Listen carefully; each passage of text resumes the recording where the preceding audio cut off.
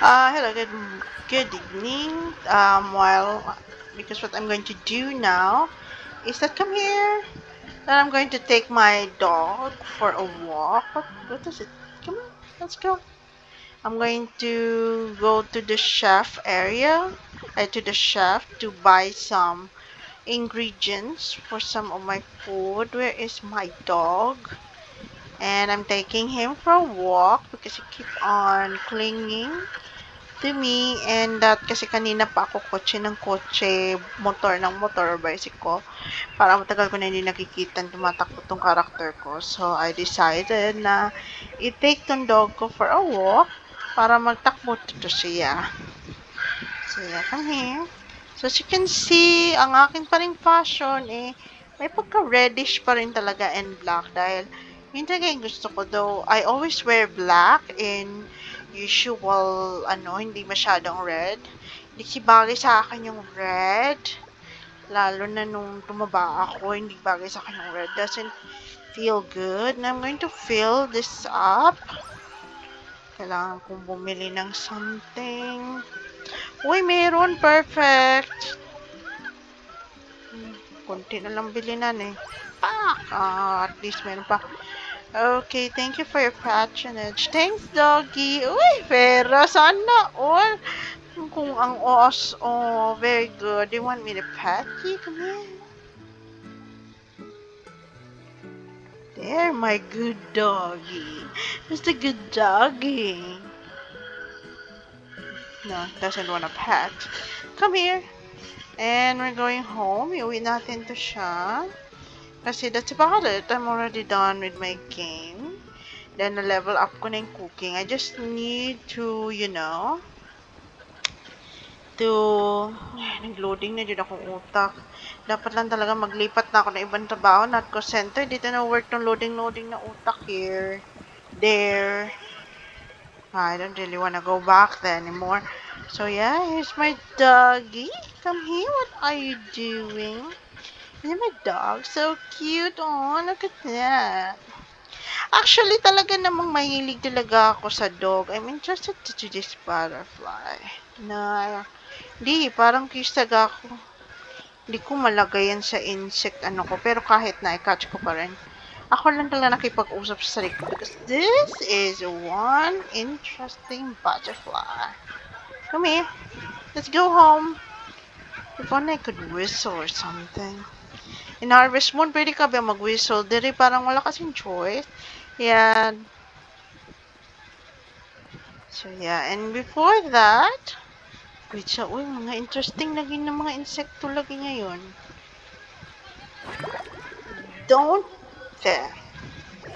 Interesting dito sila ron. Basta mga gabi gani, may mga interesting na, ito, ibibenta ko to.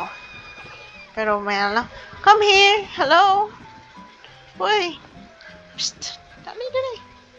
Sunod ako. Uy na ta. There. Just a good doggy. You are. So, uy, timing. Mabenta ko. Need to sell, actually. Wow, you look so energetic. Let's see. Ano may benta ko? I don't wanna benta that. That looks interesting. And what am I gonna benta? Not the fish, not this. I like this too. Parang may naisip akong ibenta this one. Sila na naman?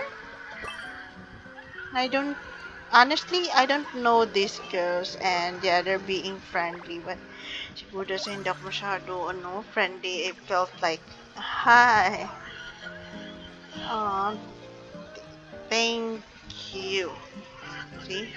Parang I kind of feel like, ewan ko bakit nagkaganito ako nung parang na-lesson talaga yung, 35, na-lesson akong pagka-friendly, na natatakot ako kahit wala namang ginagawa sa akin yung mga tao. Just that I'm scared of making friends na. But maybe I'm just overreacting. What's to be scared about anyway, right? Oh yeah, gusto ko lang gawin to. Decorate this one. Yan. Nakalimutan ko na mayroon ako nan. So, I'll put that here in my living room. Kasi pang vibes naman talaga niya. Living room naman talaga. So, yeah, we will replace that cute then. Put that in the room. This one. Tapos, i-replace natin ito. Where is it? I forgot to buy food for my... Wow. My dog. You two are going there. Yan, bibili muna tayo ng pagkain sa dog, no? It's kailangan kasi ng electric fan nito dahil masyadong malaki yun. Dada! Yan, diba? Social! Hindi nga lang enough. Pwede ko sanang taasin yung ceiling. But I kind of don't want to. Pwede ko ibayin ng color ng ceiling. I'm planning to right now. But, give me a moment. Dito. So, put this here. Place that there.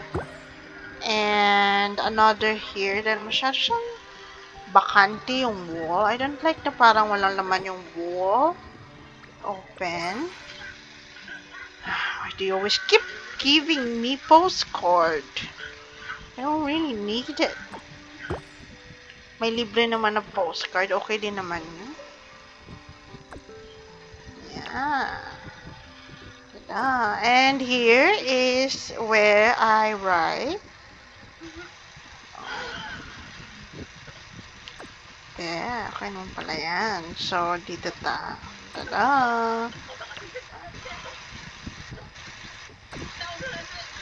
Perfect! So, ang gagawin natin ay yung ceiling sa taas. Ang sa kwarto, enough na yan. For me, actually, I like the vibes of the kwarto. And the ceiling of the kwarto is okay kasi wooded naman. Ito ang hindi ko sang-ayon. So, let's put this there a bit reddish. Like this one. Since this is base to me, masilaw yung bahay na yan actually. Ang quality lang kasi nan is kind of minimize ko because umiinit ang nag-overheat yung laptop. Hindi kaya niya yung quality. But it's okay. May time at nasanay naman lang din ako as long as nakakakita ako. So yeah, that's about it and have a great day.